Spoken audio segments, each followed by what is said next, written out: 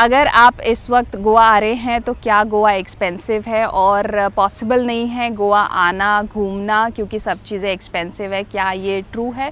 Hi guys, welcome to my channel. तो ये video होने वाली है एक क्विक सिचुएशन अपडेट जनवरी मंथ के बारे में। तो अगर आपका जनवरी मंथ में गोवा ट्रिप प्लान है तो ये वीडियो एंड तक ज़रूर देखिएगा क्योंकि इसमें मैं सब चीज़ें कवर करूँगी। तो चलिए जल्दी से वीडियो शुरू करते हैं। सबसे पहले मैं आपको ये स्पॉट दिखा देती हूँ जहाँ पे अभी इस वक्त मैं हूँ। तो अगर आप मेरे पीछे देखेंगे तो ब्यूटीफुल पाथवे बना हुआ है। तो यहाँ पे बहुत सारे लोग मॉर्निंग वॉक इवनिंग वॉक के लिए आते हैं। अभी तो दोपहर हो रही है, बहुत ज़्यादा धूप है इसलिए इतना ज़्यादा क्राउड है नहीं।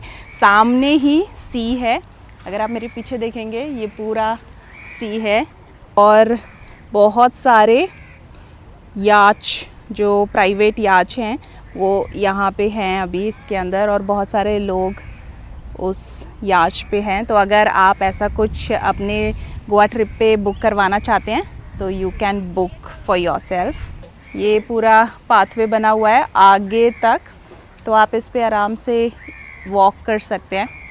सो this is the spot. Okay, तो चलिए अब हम अपडेट्स शुरू करते हैं। सबसे पहले हम गोवा के वेदर की बात कर लेते हैं। तो अभी दोपहर के 3 बज रहे हैं, तो आप देख सकते हैं कितना सनी वेदर है। तो नॉर्थ इंडिया में मोस्टली अभी ठंड पड़ रही है बट यहाँ पे वेदर बहुत अच्छा रहता है। अर्ली मॉर्निंग आपको एकदम ठंडा वेदर मिलेगा और सनसेट के बाद भी बाहर अगर आप घूम रहे हैं, स्कूटी पे आप जा रहे हैं तो हल्की हल्की ठंड रहती है। बीचेस पे आप हैं तो हल्की ठंड रहती है।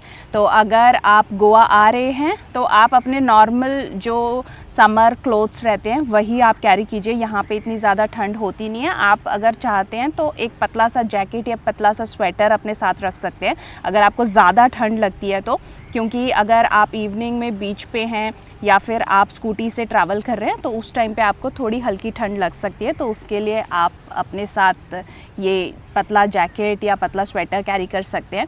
सो this is how the weather is. Weather is very nice right now at Goa. Goa में अगर हम क्राउड की बात करते हैं तो बहुत सारे बीचेस जो कि बहुत पॉपुलर बीचेस हैं लाइक कलंगुट, बागा, कांदोलिम, ये कुछ बीचेस हैं जो कि बहुत ज़्यादा पॉपुलर है। यहाँ पे आपको ज़्यादातर इंडियन टूरिस्ट का क्राउड देखने मिलेगा। और अगर आप नॉर्थ गोवा में ही टूवर्ड्स दी एक्सट्रीम एंड जाएंगे लाइक मांद्रेम, केरी और या फिर अश्विम बीच, अरम्बोल बीच, यहाँ पर आपको ज़्यादातर इंटरनेशनल टूरिस्ट देखने मिलेगा बट इंडियन टूरिस्ट भी हैं।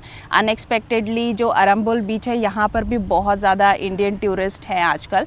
तो अगर आप लेस क्राउडेड बीचेस देख रहे हैं तो कलंगुट बीच पे भी अगर आप जाते हैं यूजुअली यहाँ पे बहुत ज़्यादा क्राउड रहता है बट यहाँ पर भी कुछ स्पॉट्स हैं। अगर आप मेन एंट्रेंस पे जाएंगे तो वहाँ पे आपको सबसे ज़्यादा क्राउड देखने मिलेगा बट अगर आप टुवर्ड्स लेफ़्ट कांदोलिम साइड पे थोड़ा सा वॉक करके जाएंगे तो उस साइड पे आपको कम क्राउड देखने मिलेगा। तो जो ज़्यादा क्राउडेड बीचेस है वहाँ पर भी आपको कुछ ऐसे स्पॉट्स मिलेंगे जहाँ पर इतना ज़्यादा क्राउड नहीं रहता है। और कलंगुट, बागा, कांदोलिम ये सब बीचेस पे आपको ज़्यादा क्राउड इसलिए देखने मिलता है क्योंकि ये कुछ ऐसे बीचेस हैं जहाँ पर जो भी most of the tourist spots हैं वहाँ पे इजी कनेक्टिविटी रहती है। तो ज़्यादातर लोग प्रेफर करते हैं यहाँ पर रुकना क्योंकि यहाँ से बीच भी पास रहता है और जो टूरिस्ट स्पॉट्स हैं वो भी बहुत पास है। और यहाँ पर अगर आप शटल सर्विस लेना चाहते हैं, बस सर्विस लेना चाहते हैं, आप बस से अपना जो ट्रिप है वो कवर करना चाहते हैं तो most of the travel agencies जो हैं वो इन सब स्पॉट्स से पिकअप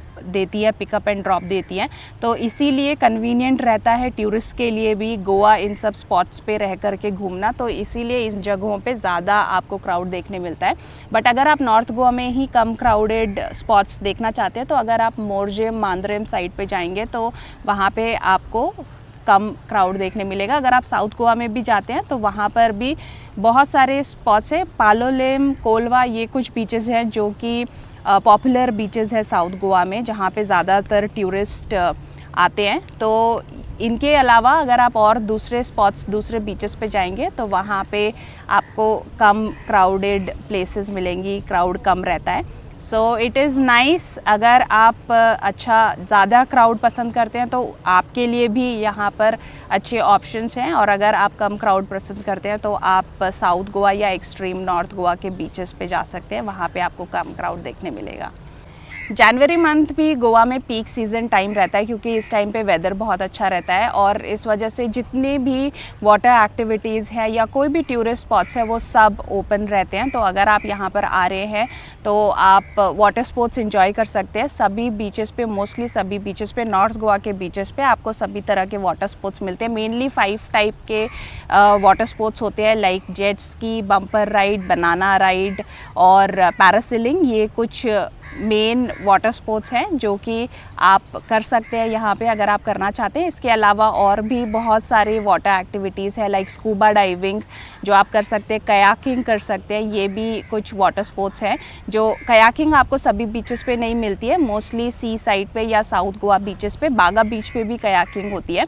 और सेल बोट, ये भी एक बहुत ही एडवेंचरस एक्टिविटी है। तो मैंने इससे पहले भी अपने चैनल पे सेल बोट की वीडियो बनाई है। तो अगर आपको चेक करना है कि ये स्पोर्ट्स कैसा है, इसका चार्जेस क्या है, तो आप मेरी वो वीडियो चेक कर सकते हैं। आपको डिस्क्रिप्शन बॉक्स पे उस वीडियो का लिंक मिल जाएगा।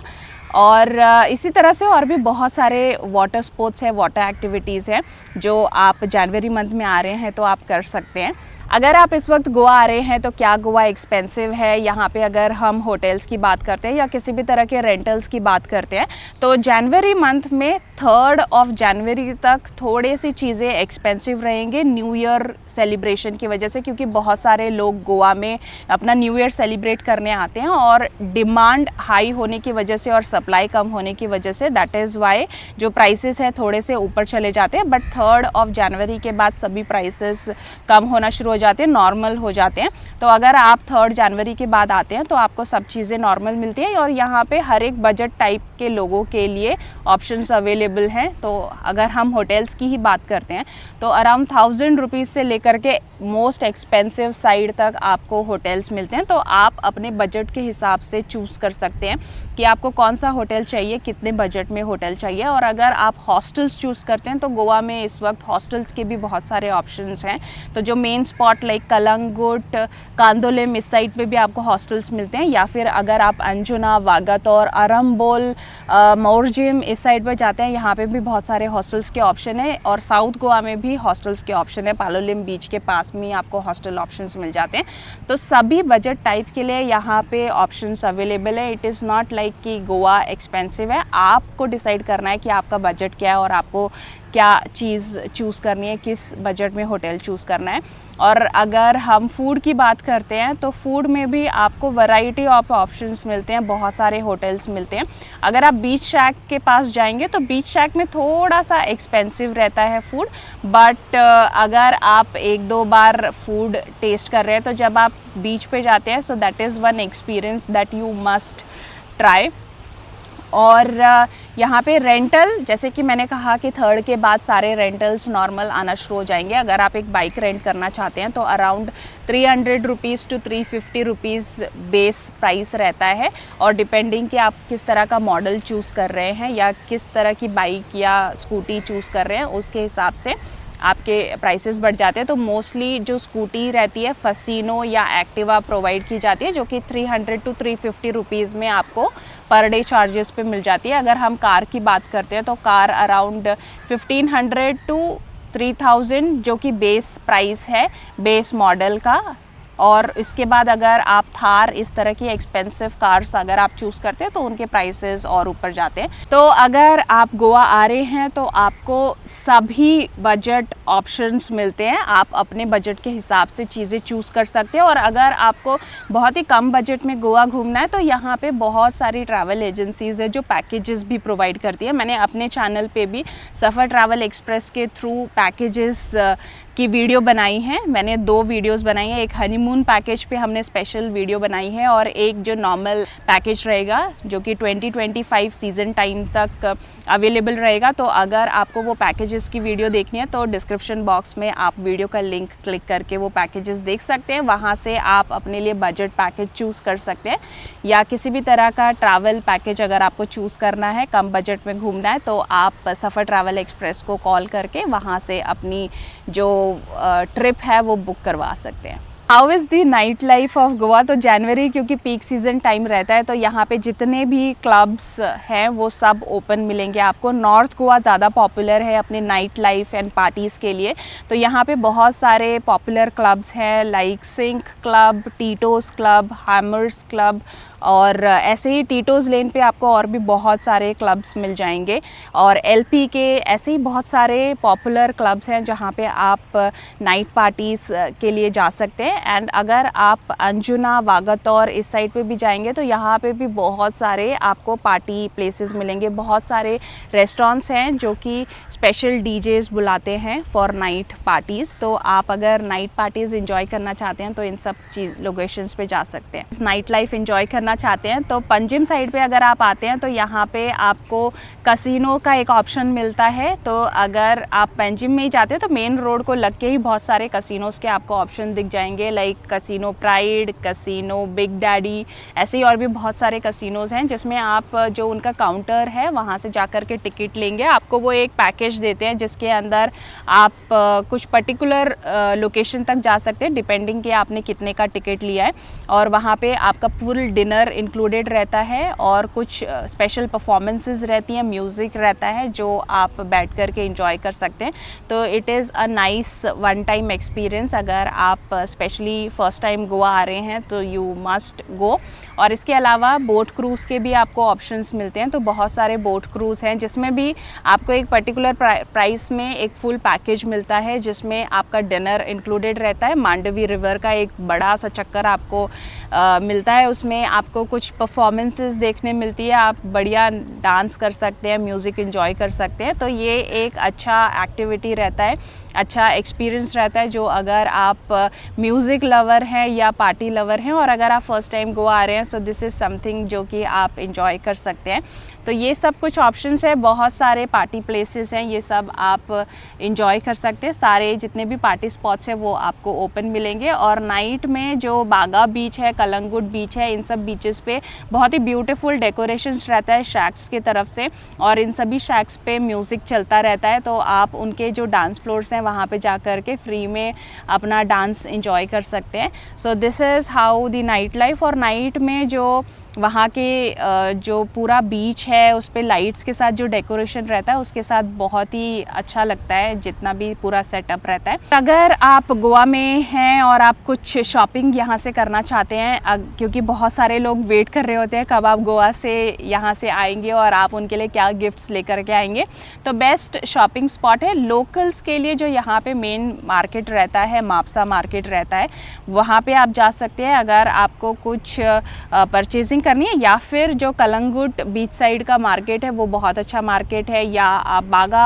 का जो बीच साइड मार्केट है वहाँ पे जा सकते हैं अगर आपको कुछ सुवीनियर्स खरीदने हैं या कुछ शॉपिंग करनी है, यहाँ से एज अ सुवीनियर कुछ चीज़ लेकर के जानी है अपने साथ। या फिर अगर आप नॉर्थ गोवा नहीं है, अगर आप साउथ गोवा में हैं, साउथ गोवा में भी आपको बीच साइड बहुत सारे शॉपिंग प्लेसेस मिल जाएंगे लाइक पालोलिम बीच, कोलवा बीच, इन सभी के पास बीच साइड शॉपिंग ऑप्शंस रहते हैं जहाँ से आप शॉपिंग कर सकते हैं। बहुत ज़्यादा एक्सपेंसिव चीज़ें नहीं रहती हैं, कुछ कुछ शॉप्स रहती है जहाँ पे डिस्काउंट्स अवेलेबल रहते हैं, या फिर बहुत सारी शॉप्स पे आप बार्गेनिंग भी कर सकते हैं अगर आपको कुछ चीज़ एक्सपेंसिव लगती है। तो टूरिस्ट स्पेसिफिक यहाँ पे चीज़ें मिलती हैं जो आप एज अ सुवीनियर अपने साथ ले जा सकते हैं। या फिर अगर आप नॉर्थ गोवा में हैं तो आप पंजिम मार्केट भी जा सकते हैं, जो पंजिम चर्च है उसके पास भी आपको बहुत ही अच्छा मार्केट देखने मिलेगा जहाँ से आप अपने लिए शॉपिंग कर सकते हैं। तो बहुत सारे लोग प्रेफर करते हैं कैश्यूज़ लेकर के जाना या अल्कोहल लेकर के जाना, तो ये सब के लिए आप इन सभी मार्केट में आपको बहुत सारे ऑप्शंस मिल जाएंगे, तो आप वहाँ से शॉपिंग कर सकते हैं। गोवा में अगर आप कुछ ऑफ बीट चीज़ें ट्राई करना चाहते हैं तो आप नेचर ट्रेल्स ले सकते हैं या फिर दीवार आइलैंड का टूर ले सकते हैं। बहुत सारी ऐसी छोटी ट्रैवल एजेंसीज़ हैं जो कि लोकल्स के द्वारा ऑपरेट की जाती है, आप उनके साथ ट्रैवल कर सकते हैं to see the inside of Goa, the hidden Goa. ये था फुल जनवरी मंथ में गोवा अपडेट। तो अगर आपके इसके अलावा भी कोई और सवाल है, कुछ चीज़ें जो मैंने वीडियो में कवर नहीं की आप जानना चाहते हैं, तो कमेंट सेक्शन में आप अपने सवाल लिखकर मुझसे पूछ सकते हैं, मैं आपके सवालों के जवाब वहाँ पे दे दूँगी। इसी तरह की और गोवा अपडेट्स और वीडियोज़ के लिए मेक श्योर कि आप इस चैनल को सब्सक्राइब ज़रूर कर दीजिएगा और इस वीडियो को लाइक ज़रूर कीजिएगा। आप मुझे इंस्टाग्राम पर भी फॉलो कर सकते हैं या फेसबुक पर भी फॉलो कर सकते हैं। इन दोनों प्लेटफॉर्म पे मैं बहुत एक्टिव रहती हूँ, तो अगर कोई भी छोटी या क्विक अपडेट होती है तो वहाँ पे मैं अपडेट करती रहती हूँ, तो आप मुझे वहाँ पे भी फॉलो कर सकते हैं। तो हर बार की तरह अब हम मिलेंगे हमारे नेक्स्ट गोवा स्पॉट पे। Till then keep loving Goa, bye.